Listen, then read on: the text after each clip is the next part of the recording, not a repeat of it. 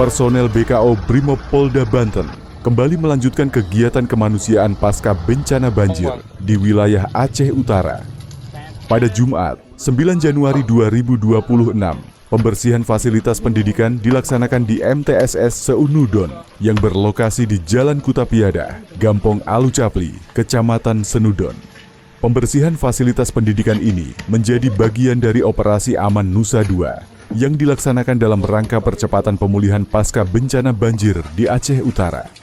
Selama operasi berlangsung, personel BKO Brimob Polda Banten menempati Polres Aceh Utara dan dikerahkan ke lokasi-lokasi terdampak sesuai kebutuhan di lapangan.